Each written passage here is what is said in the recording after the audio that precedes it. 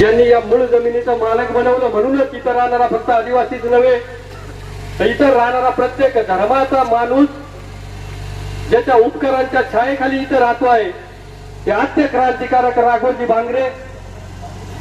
राघोजी भांगरेंना 2 वेळा मृत्यूच्या दारातून सोडून आणून आदिवासींना मोठेच स्थान देणारे राया ठाकर आणि 21व्या वर्षी या निसर्गासाठी बलिदान देऊन आदिवासी विचारधारा जगात पेरणारे नाग्या कातकरी या सर्व बंडकऱ्यांच्या चरणी मी सर्वप्रथम नतमस्तक होतो.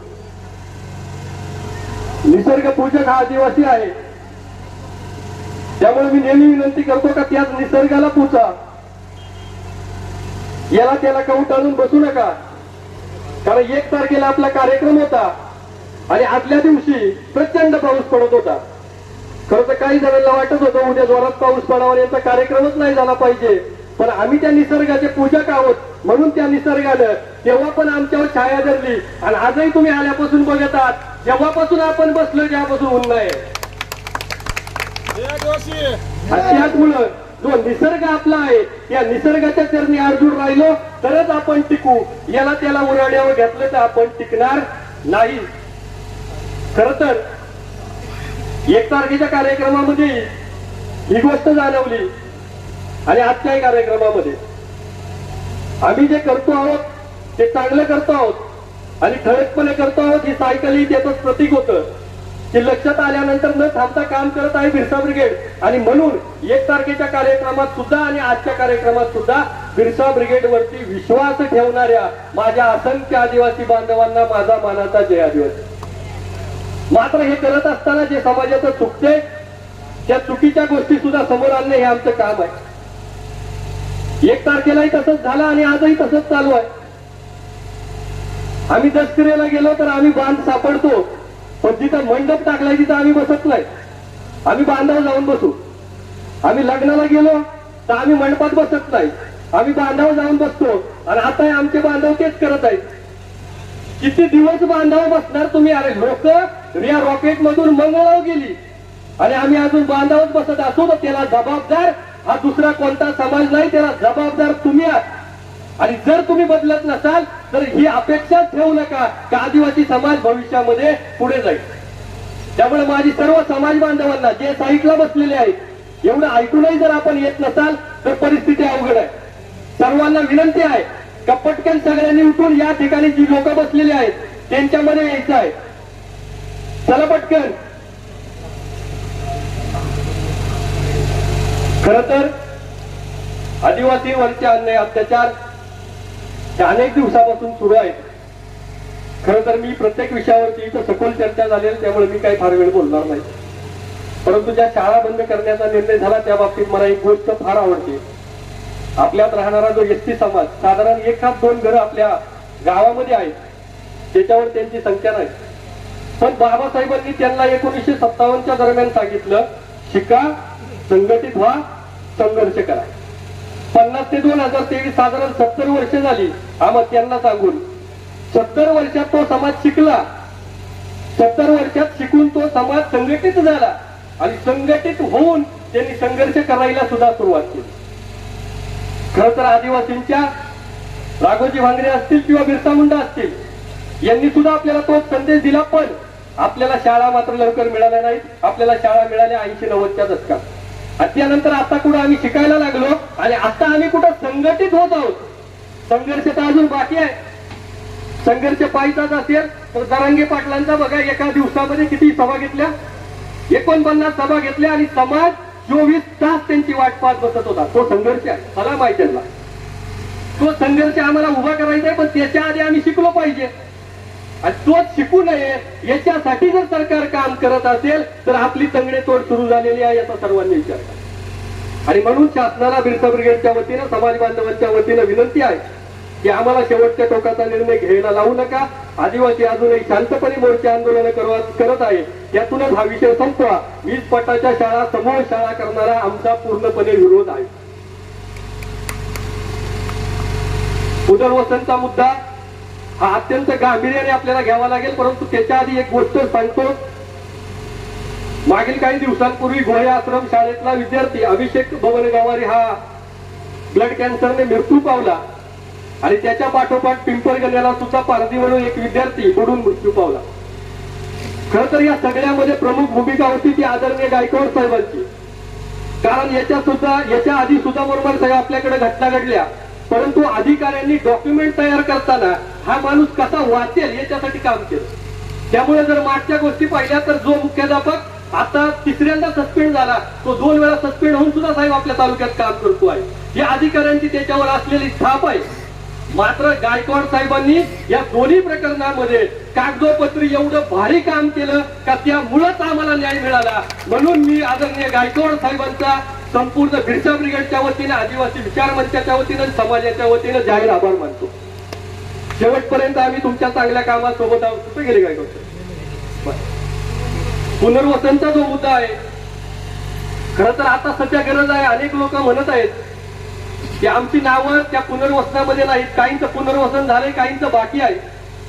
सर्वात आधी माझी तहसीलदारांना विनंती आहे की आपण कोणाचं झालंय आणि कोणाचं राहिलंय त्याची यादी प्रसिद्ध करायला पाहिजे. का किती जणांचं पुनर्वसन झालं आणि किती जणांचं राहिलंय, म्हणजे ज्यांचं राहिलं आहे त्यांच्यासाठी आपल्याला काम करता येईल.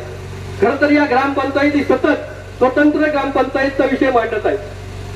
जर आपण तिथल्या विकासाचा विचार केला तर निश्चितपणे कोणालाही त्याला वावगं वाटणार नाही का त्या स्वतंत्र ग्रामपंचायतीची आपल्याला गरज आहे. परंतु कालच अगदी चर्चा झाली आणि त्या चर्चेतून कळलं की बऱ्याचदा कुठंतरी आपल्या काही तांत्रिक अडचणी येत आहेत. परंतु साहेब आपण 40 वर्ष या तांत्रिक अडचणी किती दिवस सांगणार आपण समाजाला? आमची विनंती अशी आहे का त्या तांत्रिक अडचणींना काहीतरी काळ ठरवून घ्या. 2 महिने 4 महिने पण 6 महिन्यात का होईना त्या ग्रामपंचायतीच्या फाईली क्लिअर व्हायला पाहिजेत. ही बिरसा ब्रिगेडची मागणी आहे. आणि त्या जर मान्य होत नसतील तर पुढच्या काळामध्ये पुनर्वसनच्या सर्व लोकांना घेऊन याच तहसीलदार ऑफिसमध्ये बिरसा ब्रिगेड उपोषणाचा मार्ग अवलंबल्याशिवाय राहणार नाही. कारण तुमची कारणं काही असो, 40 वर्ष तुम्ही कारणं देणार काय? ही 40 वर्षाची कारणं आजही समाज बोलत नाही. समाज वाट पाहतोय का त्याला 40 वर्ष झाली, 41व्या वर्षी का होईना आम्हाला न्याय मिळेल. परंतु जर आमच्या शांततेचा फायदा कोणी घेत असेल तर इथून पुढे ही शांतता राहणार नाही. इथून पुढे समाज उपोषणाला बसेल म्हणजे बसेल. गावठाण जी आहे त्या गावठाणांची भूखंड मोजणी करून त्याच्यावरची अतिक्रमण हटवणे आपल्याला गरजेचे आहे. कारण शासनाला जागा दिला आदिवासींच्या पुनर्वसनाला आणि त्याचा वापर मात्र वेगळ्याच जागांसाठी चालू आहे. हे आपल्याला थांबवणं गरजेचं आहे. जमिनी मिळाल्या नाहीत, त्यांना जमिनी देणं गरजेचं आहे. मोरमार साहेब, मला काल एक पुनर्वसनामधून फोन आला होता की 300 ते 350 लोकांना अजून जमिनीच मिळाल्या नाहीत, पण धरणात मात्र त्यांच्या जमिनी गेल्या. तर जर आकडा पुढे मागे असेल, 300 असेल किंवा 100 असेल, पण आपल्याला यांना जमिनी मिळवून देण्यासाठी आपल्याला काम करावं लागेल. कारण जी जमीन होती ती गेली, मिळणार होती ती मिळाली नाही, म्हणजे आज त्याच आदिवासींवर उपऱ्यासारखं राहायची व्यवस्था आपल्यामुळे आलेली आहे. खरं तर जसा शाश्वत विकास धरणांमुळे खालच्या भागाचा झाला, तो शाश्वत विकास आमचा व्हायला पाहिजे, ज्याचं काहीच आम्हाला दिसत नाही आहे. या शाश्वत विकासाची वाट आम्ही सगळेजण पाहत आहोत. सातबाऱ्यावर जे काही सातबारे तयार झाले, या सातबाऱ्यांवरती काही तांत्रिक चुका आहेत.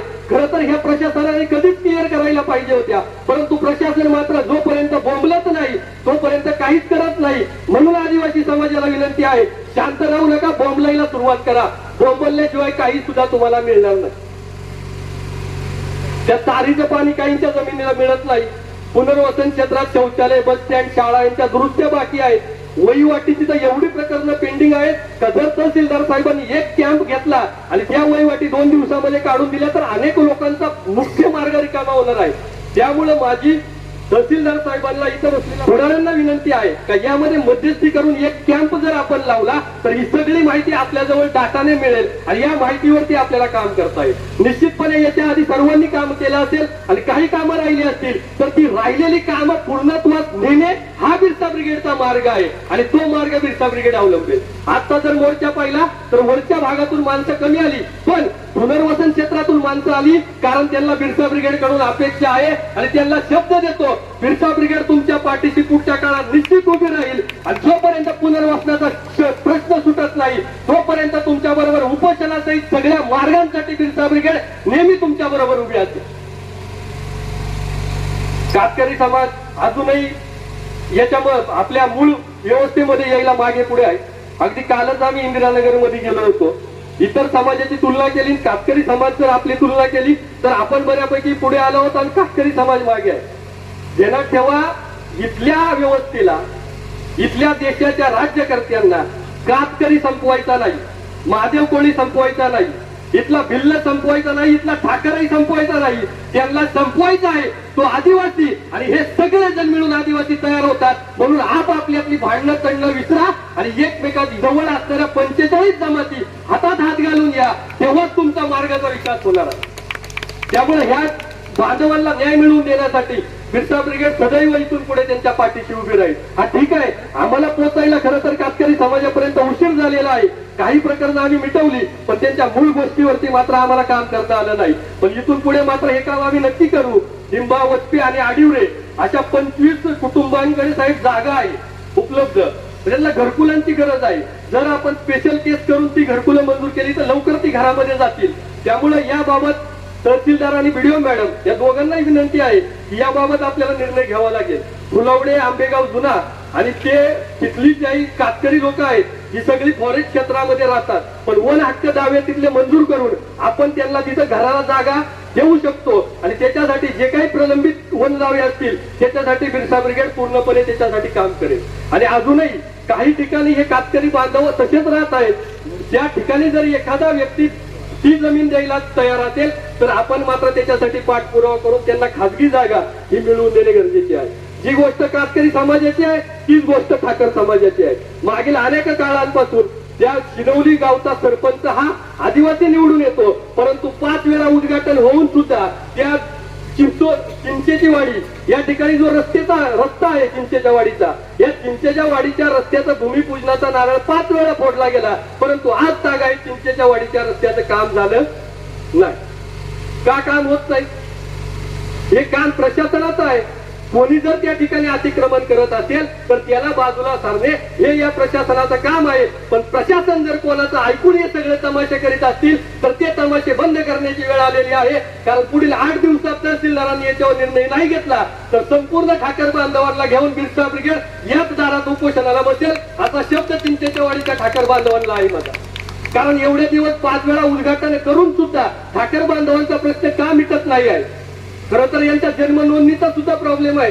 1-2-4 दिवस 8 दिवस झाले ही जी कोळवाडीची ठाकरवाडी आहे त्या ठिकाणच्या 3-4 माता भगिनी आल्या होत्या का त्यांनी नोंद केलेली नाही जन्माची, आणि म्हणून आता त्यांना आधार कार्ड काढायचं आहे पण ते मिळत नाही कारण जन्माची नोंद नाही.